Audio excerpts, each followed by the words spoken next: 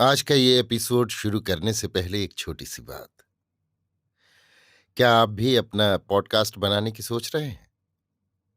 तो anchor try कीजिए।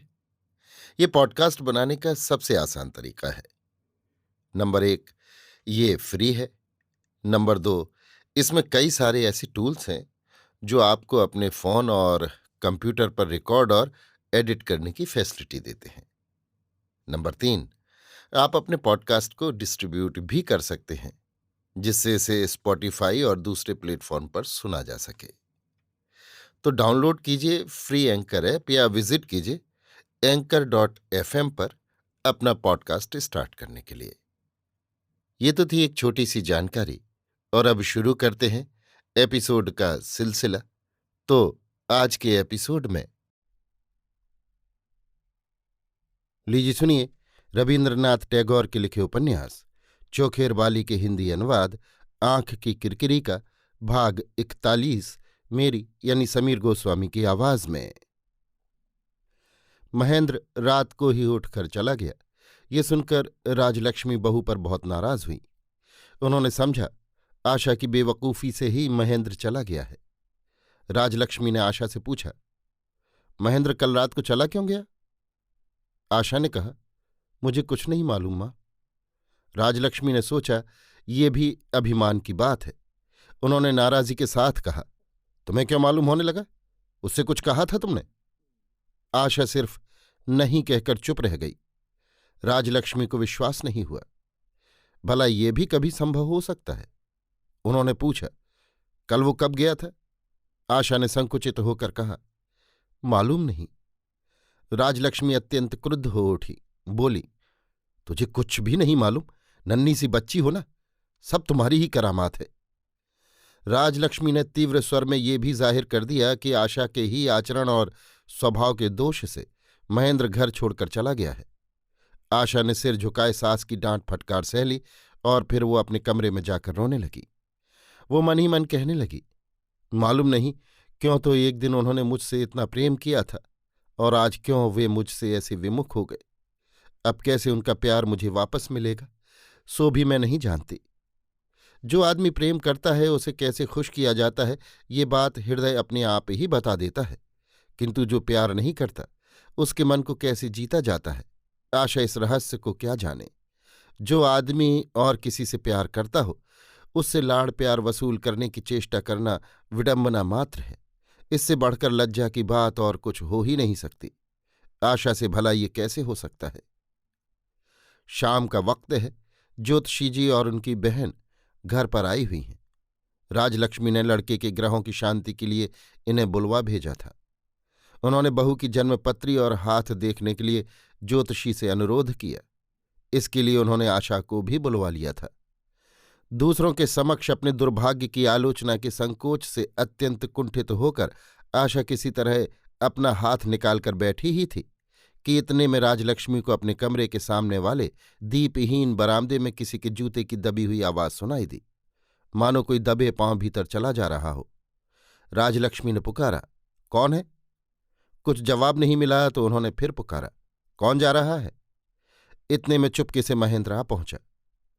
आशा खुश क्या होती, महेंद्र की लज्जा देखकर लज्जा से उसका हृदय भर आया। महेंद्र को अब अपने घर में भी चोर की तरह आना पड़ता है। खासकर ज्योतिषी जी की बहन की उपस्थिति से उसकी लज्जा और भी बढ़ गई। सारे संसार के आगे अपने पति के लिए जो लज्जा थी, उसका दुख आशा के अपने दुख से भी ज्यादा बढ़ गया। राजलक्ष्मी ने जब धीरे से कहा, बहू पार्वती से कह दो महन की थाली ले आवे, तब आशा से रहा न गया। उसने कहा, मैं लिए आती हूं। घर के दास दासियों की दृष्टि से भी वो अपने पति को बचाए रखना चाहती है। इधर ज्योतिषी और उनकी बहन को देखकर महेंद्र भीतर ही भीतर अत्यंत क्रुद्ध हो उठा। उसकी माँ और स्त्री देव की सहायता से उसे वश करने के लिए इन अशिक्षित मूढ़ों के साथ बैठी निर्लज्ज भाव से षड्यंत्र कर रही हैं।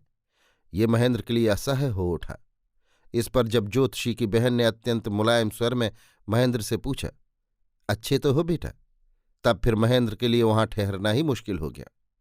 कुशल प्रश्न का उत्तर न देकर उसने मां से कहा, मां मैं जरा ऊपर जा रहा हूं।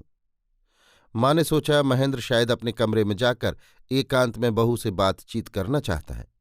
उन्होंने अत्यंत प्रसन्न होकर जल्दी से रसोई में जाकर बहू से कहा, जाओ जाओ, तुम जल्दी से जरा ऊपर चली जाओ। महेंद्र ऊपर गया है, शायद उसे कोई जरूरी काम है। आशा कांपते हुए हृदय से अत्यंत संकोच से पैर रखती हुई ऊपर चली गई। सास की बात से उसने यही समझा था कि शायद महेंद्र ने उसे बुलाया है, किंतु कमरे के भीतर सहसा उससे घुसा नहीं गया। घुसने के पहले वो अंधेरे में दरवाजे की ओट में खड़ी खड़ी महेंद्र को देखने लगी। महेंद्र तब अत्यंत शून्य हृदय से नीचे के गद्दे पर तकियों के सहारे लेटा हुआ छत की कड़ियों का निरीक्षण कर रहा था। वही महेंद्र है, वही सब कुछ, किंतु कैसा परिवर्तन है। इस छोटे से शयनागार को एक दिन महेंद्र ने स्वर्ग बना दिया था, फिर आज क्यों वो इस आनंद स्मृति से पवित्र स्थान को इस तरह अपमानित कर रहा है। आज यहां यदि तुम्हें इतना कष्ट हो रहा है, इतना क्रोध आ रहा है, इतना चित्त चंचल हो रहा है, तो इस बिस्तर पर अब तुम्हें नहीं बैठना चाहिए महेंद्र। यहां आकर भी यदि तुम्हें पहली की वे परिपूर्ण गंभीर रातें, वे सुनिवेड़ मध्याह्न, वे आत्मविस्मृत कर्म विस्मृत घन वर्षा के दिन, दक्षिण वायु से कंपित वसंत की वे विवहल संध्याएं, वे अनंत असीम असंख्य अनिर्वचनीय बातें याद न आए, तो इस घर में और भी अनेक कमरे हैं, वहां चले जाओ। अब इस छोटे से शयनागार में एक क्षण के लिए भी तुम्हारा रहना व्यर्थ है। इस तरह के नाना विचार उसके मन में उठने लगे। आशा अंधेरे में खड़ी खड़ी जितना ही महेंद्र को गौर से देखने लगी, उतना ही उसे ऐसा लगने लगा कि महेंद्र अभी तुरंत विनोदनी के पास से आ रहा है। उसके शरीर में उसी विनोदनी का स्पर्श है, उसकी आंखों में उसी विनोदनी की मूर्ति है, उसके कानों में उसी विनोदनी का कंठ स्वर है, और उसके मन में उसी विनोदनी की वासना लिपटी हुई है। इस महेंद्र को आशा कैसे अपनी पवित्र भक्ति दे और कैसे एकाग्र मन से कहे कि आओ मेरे अनन्य परायण, मेरे हृदय में विराजो, मेरे अटल निष्ठ सती प्रेम के शुभ्र शतदल पर अपने दोनों चरण रखकर मुझे धन्य कर दो। आशा अपनी मौसी का उपदेश, पुराणों की बातें, शास्त्रों की शिक्षा कुछ भी न मान सकी। इस दाम्पत्य स्वर्ग से च्युत महेंद्र को वो अपने मन में देवता न समझ सकी। उसने आज विनोदनी के कलंक पारावार में अपने हृदय देवता को विसर्जित कर दिया, और उस प्रेमपूर्ण रात्रि के अंधकार में उसके कानों में, उसकी छाती में, उसके मस्तिष्क में, उसके सर्वांग के रक्त स्रोतों में, उसके चारों तरफ के संसार में, उसके आकाश के नक्षत्रों में, उसकी प्राचीर वेष्टित निभृत निर्जन छत में और उसके शयन गृह की परित्यक्त विरह शैया में एक प्रकार की भयानक गंभीर व्याकुलता के साथ विसर्जन के बाजे बजने लगे। विनोदनी का महेंद्र आशा के लिए मानो परपुरुष है, मानो परपुरुष से भी बढ़कर है, और ऐसा लज्जा का विषय मानो अत्यंत अपरिचित भी नहीं हो सकता। आशा से किसी भी तरह कमरे के भीतर नहीं जाया गया। इतने में महेंद्र की अन्यमनस्क दृष्टि कड़ियों से सामने की दीवार पर उतर आई। उसकी दृष्टि का अनुसरण करके आशा ने देखा कि सामने की दीवार पर महेंद्र की तस्वीर के पास ही आशा की तस्वीर लटक रही है। उसका जी चाहने लगा कि उसे वो आंचल से ढक दे या उतार कर फेंक दे। अभ्यासवश क्यों उस पर अब तक उसकी दृष्टि नहीं पड़ी, और क्यों अब तक उसे उसने उतारा नहीं, इस बात का ख्याल कर करके वो अपने को धिक्कारने लगी। उसे ऐसा लगा मानो महेंद्र मन ही मन हंस रहा है, और उसके हृदय आसन में विनोदनी की जो मूर्ति प्रतिष्ठित है, वो भी मानो अपनी जुड़ी हुई भौहों के भीतर से उस तस्वीर की तरफ देख देख कर कटाक्ष से हंस रही है। अंत में रोष से पीड़ित महेंद्र की दृष्टि दीवाल से भी उतर आई।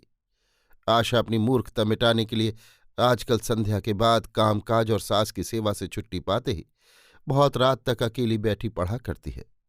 उसकी पढ़ने की किताबें और कॉपी वगैरह एक तरफ रखी हुई थी। सहसा महेंद्र की उन पर दृष्टि पड़ गई, और वो अलस भाव से उनमें से एक कॉपी खींचकर उसे देखने लगा। आशा का ऐसा जी करने लगा कि वो चीख कर, चिल्लाकर, झपट कर महेंद्र के हाथ से उसे छीन लाए। अपनी कच्ची और भद्दी लिखावट पर महेंद्र की हृदयहीन व्यंग दृष्टि की कल्पना करके उससे फिर वहां एक क्षण भी खड़ा नहीं रहा गया। वो बड़ी तेजी से नीचे भाग गई। उसने अपने पैरों की आहट छिपाने की भी कोशिश नहीं की। महेंद्र के लिए खाना बिल्कुल तैयार था। राजलक्ष्मी सोच रही थीं कि महेंद्र ऊपर बहू के साथ प्रेमालाप कर रहा होगा, और इसलिए उन्होंने भोजन की थाली ले जाकर बीच में रस भंग करना उचित नहीं समझा।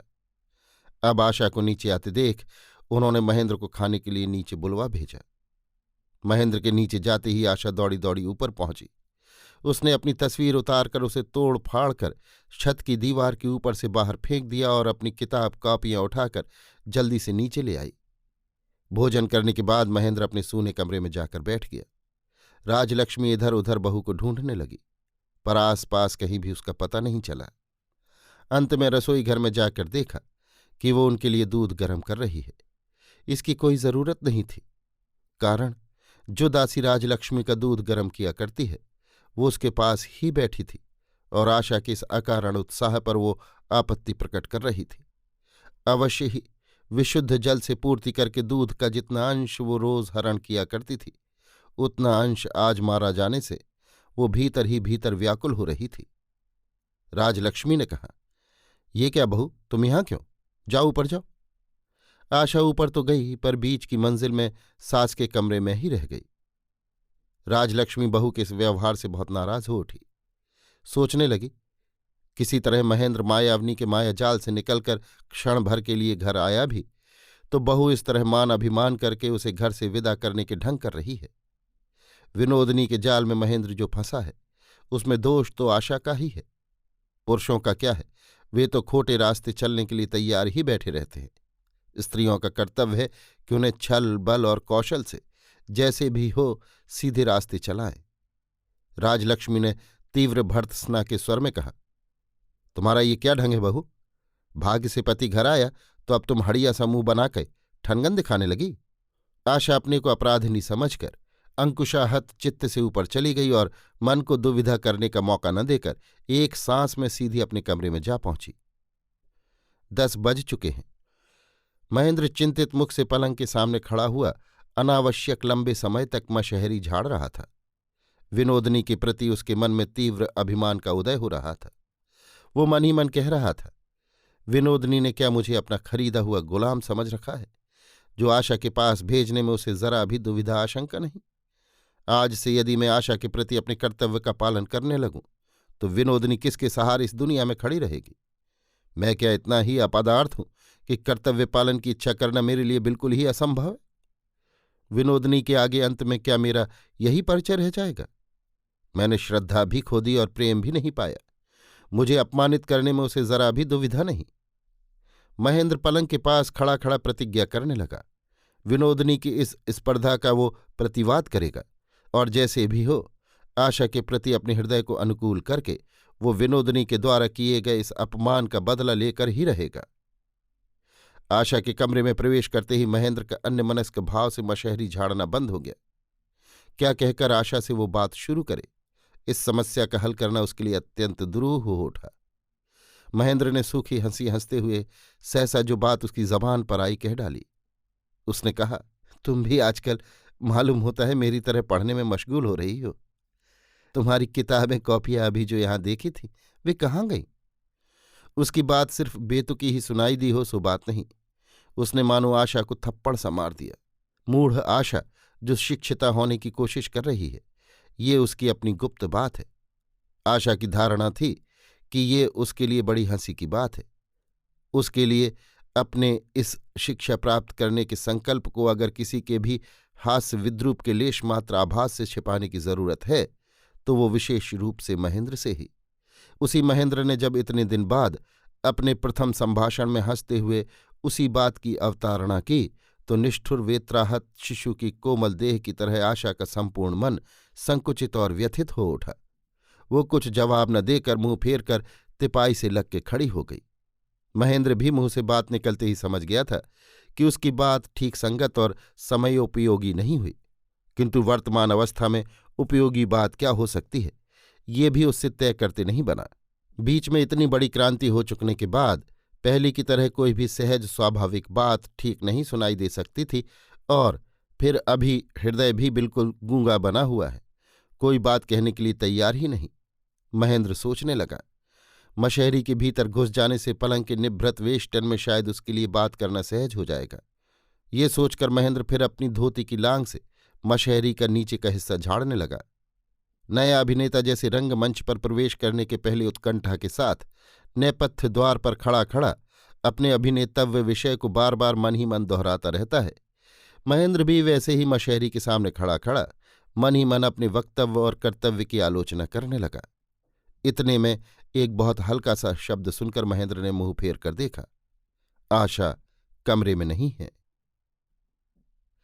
अभी आप सुन रहे थे रवीन्द्रनाथ टैगोर के लिखे उपन्यास चोखेर बाली के हिंदी अनुवाद आंख की किरकिरी का भाग 41 मेरी यानी समीर गोस्वामी की आवाज में।